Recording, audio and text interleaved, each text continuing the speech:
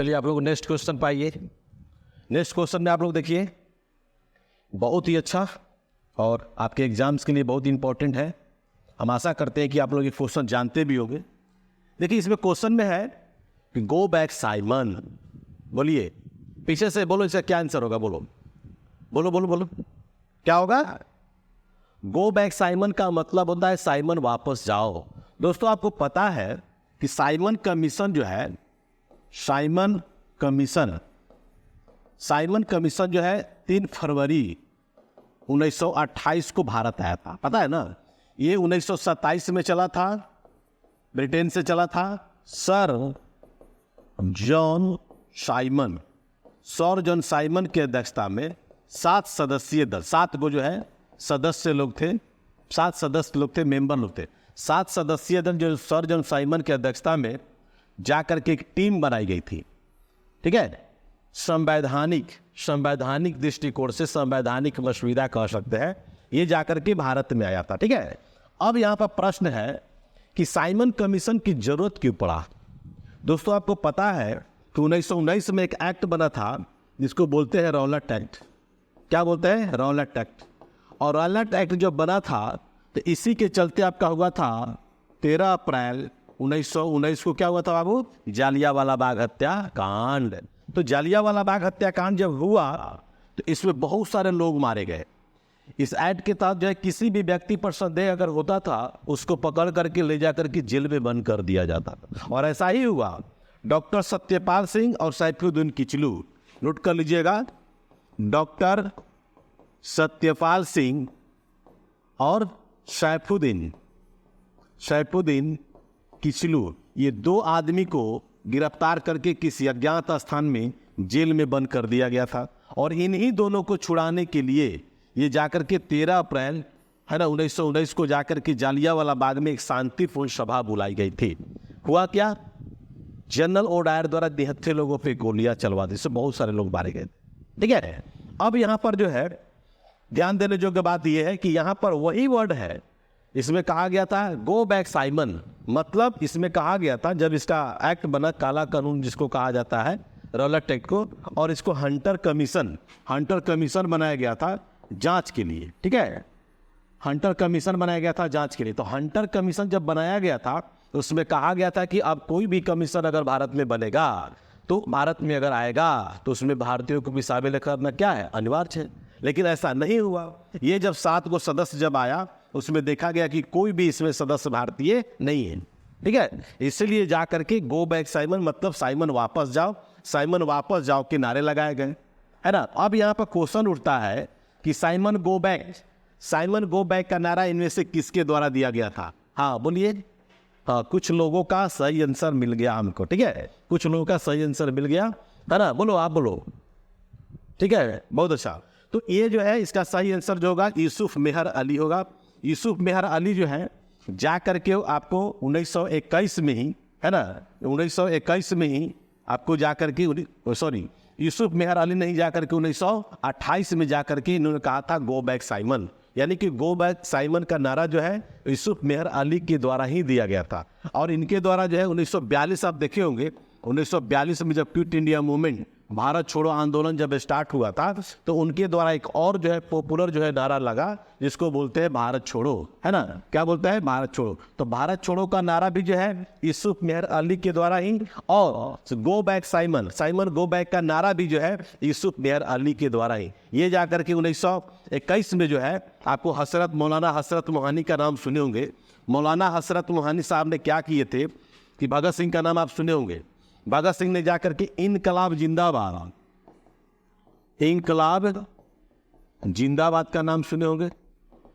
इनकलाब जिंदाबाद जो है ये जाकर के आपको लिखे थे, नारा जो था ये जाकर के लिखे थे, ये हसरत मोहानी ही लिखे थे। कौन लिखे थे? हसरत मोहानी लिखे थे। कब लिखे थे? 1921 में लिखे थे। लेकिन यही जाकर के भगत सिंह द्वारा जब केंद्रीय असेंबली हॉल में जब बम फेंका गया तो उसमें जाकर के 1929 ईस्वी में, 1929 में, है ना, 1929 ईस्वी में क्या किया गया कि उसी समय जाकर के, क्योंकि इनका कहना था कि बौरों को सुनाने के लिए पटाखों की नहीं बल्कि बम की जरूरत पड़ती है, तो इनके द्वारा बटुकेश्वर दत्त का नाम सुने होंगे और भगत सिंह, ये दोनों आदमी जो है असेंबली हॉल में जाकर के खाली बेंच पर बम फेंके थे। बम फेंकने का मकसद इन लोगों का किसी को हर्ट करना, मारना नहीं था।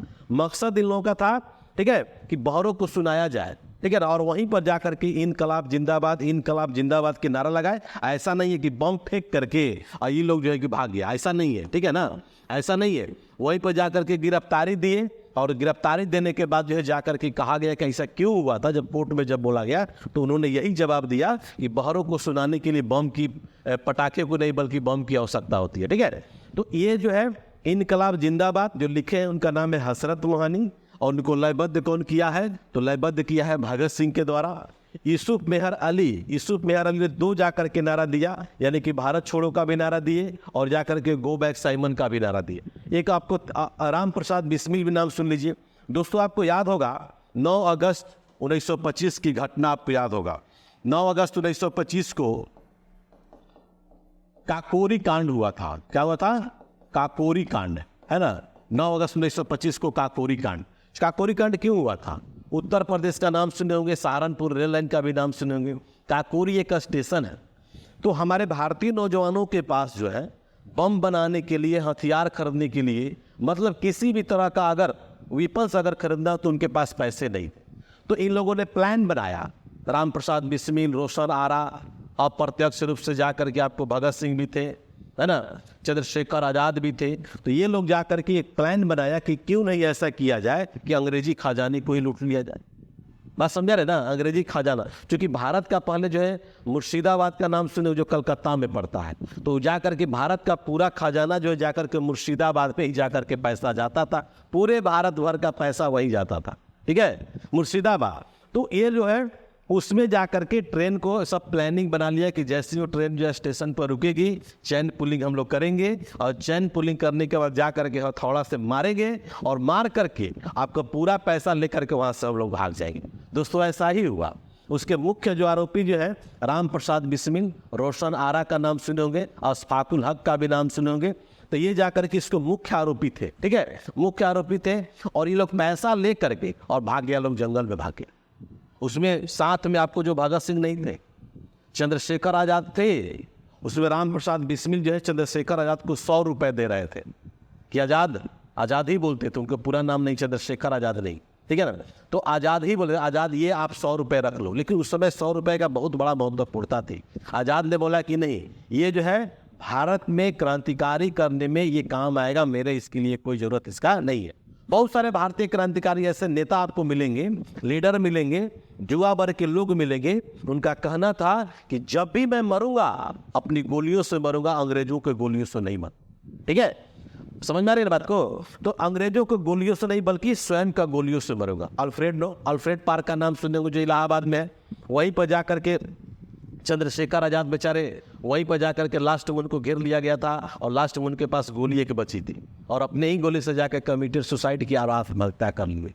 तो ये जाकर के 9 अगस्त जो है 9 अगस्त 1925 काकोरी षड्यंत्र केस के नाम से इसको जाना जाता है। काकोरी षड्यंत्र केस के नाम से जाना जाता है, ठीक है। तो राम प्रसाद बिस्मिल अब है कि सरफरोशी की तमन्ना अब हमारे दिल में है, देखना है जोर कितना बाजुए का दिल में है। ये लयबद्ध जो करने वाले थे वो राम प्रसाद बिस्मिल ही थे। जब इनको फांसी की जब सजा जब मिला तो चुमते चुमते और सरफरोशी की तमन्ना अब हमारे दिल में है, देखना है जोर कितना बाजुए का दिल में है, कहते कहते वो फांसी पर चढ़ गए। लेकिन ध्यान रखिएगा, ये जो है लयबद्ध जो किए थे राम प्रसाद बिस्मिल, लेकिन लिखा किसने था, ये भी क्वेश्चन आएगा कि राम प्रसाद बिस्मिल जो सरफरोशी की तमन्ना, ये क्वेश्चन आपको आया भी था, तो लिख लीजिएगा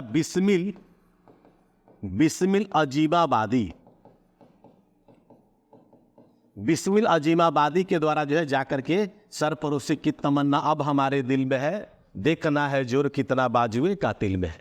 तो ये जाकर के आपको राम प्रसाद बिस्मिल के द्वारा जो है इसको जाकर के आपको लयबद्ध किया गया और बिस्मिल अजीमाबादी के द्वारा इसको क्या कर दिया गया, लिखा गया था।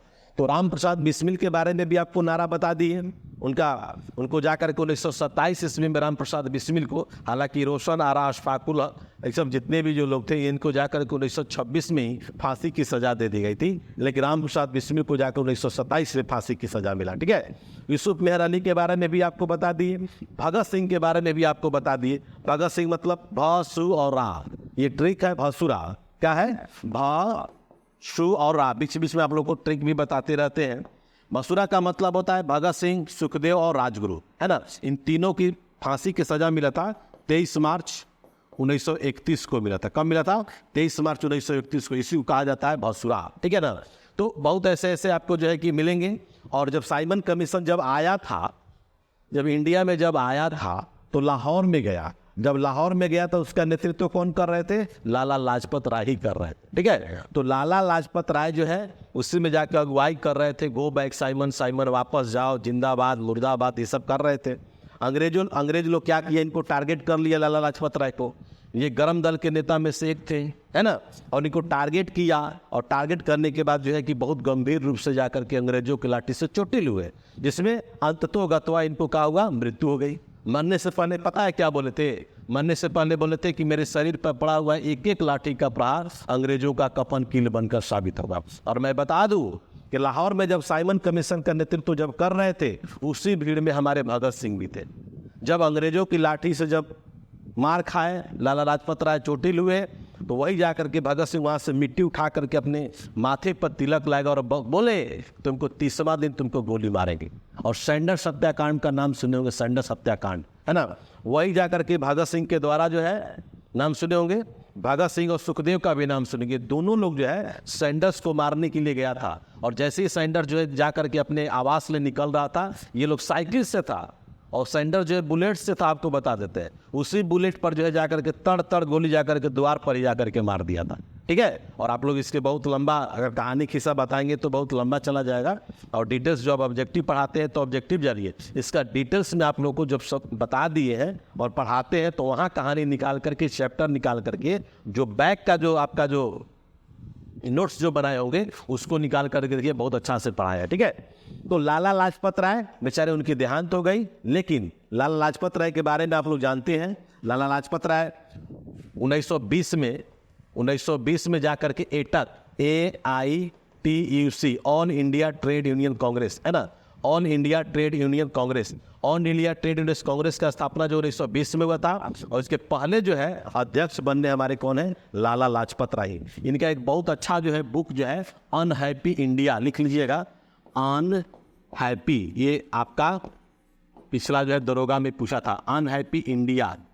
अनहैप्पी इंडिया जो है जाके लाला लाजपत राय के द्वारा ही लिखा गया है। ये जब आपको पता है 1907 में जब भारतीय राष्ट्रीय कांग्रेस का जब अधिवेशन जब हुआ था, सूरत में हुआ था, रास बिहारी घोष उसके क्या थे? अध्यक्ष थे। तो उसी में जाकर के कांग्रेस जो है 2 पार्ट में बट गया, जिसको नरम दल और गरम दल के नाम से जाना जाता है। तो गरम दल के नेता में लाल, बाल और पाल, ठीक है, तो उसमें जाकर के आपको लाला लाजपत राय का भी नाम लिया जाता है। ठीक है, ऐसे बहुत सारे क्वेश्चन आपको मिलेंगे और हम आशा करेंगे कि जितने भी आप लोग को हम पढ़ा रहे हैं ना, उसको बखूबी से एप्लीकेशन पर भी आप लोग क्लास कर रहे हैं, टेस्ट भी आप लोग को लगातार हम सॉल्यूशन क्लास में करवा रहे हैं। ठीक है ना। तो इस तरह से अगर हम लोग पढ़ेंगे तो विद इन जो है 6 से 8 मंथ, है ना, 6 से 8 मंथ में आपका जो है बहुत कंप्लीट हो जाएगा। कहीं से भी किसी भी तरह का क्वेश्चन आपको छूटने का नाम नहीं लेगा। भगत सिंह चूंकि इनका जन्म जो है 1907 में हुआ था, ठीक है ना, ये पंजाब राज्य से बिलोंग करते थे और इनका बहुत बड़ा योगदान रहा। ठीक है, बहुत बड़ा, देश की आज़ाद करने में, देश को कह सकते हैं कि इन लोगों की जो कुर्बानियाँ हैं वो आज भी जा कर के हमारा शहादत जो है, बहुत सारे भारतीय क्रांतिकारी जितने भी हमारे देश के लिए प्राण आहूत किए, कुर्बानी दी, आज हमारा देश जो उन लोगों का सभी लोगों का ऋणी है। आज हम लोग भी छत के नीचे और खुले आसमान के नीचे अगर सो रहे हैं तो सब इन्हीं क्रांतिकारियों का देन है, जो आज हम लोग खुले आसमान के नीचे सो रहे हैं। ठीक है, तो आप लोग भी समझ जाओ, ठीक है ना, आप लोग भी समझ जाओ और बढ़िया से मेहनत करो। कहीं से भी किसी भी तरह का कोई प्रॉब्लम क्रिएट नहीं होने वाला है। चलिए, तो क्वेश्चन आपको कैसा लग रहा है? और किसी भी तरह का आप लोग को बोलते हैं कि कोई भी अगर लड़का क्लास में अगर मान लीजिए समझ में आ रहा है, ये ठीक है, नहीं भी समझ में आ रहा है, नोट्स बनाओ और बराबर जो है इस नंबर को व्हाट्सअप कॉलिंग नंबर भी है, आप व्हाट्सअप कर सकते हैं, कॉल कर सकते हैं। तो अगला जो आप लोगों का टारगेट जो हम लोग लेकर के चल रहे हैं, उस टारगेट में आप लोगों को एकदम बढ़िया से विधिवत, कहीं से भी कोई क्वेश्चन नहीं, चाहे हिस्ट्री हो, ज्योग्राफी हो, पॉलिटी हो, इकोनॉमिक्स हो, मिसलेनियस हो, करंट अफेयर्स हो, साइंस हो, कहीं से भी क्वेश्चन आपको छूटने का नाम नहीं लेगा, क्योंकि आपको मेरिट बनाना है, पास नहीं करनी है।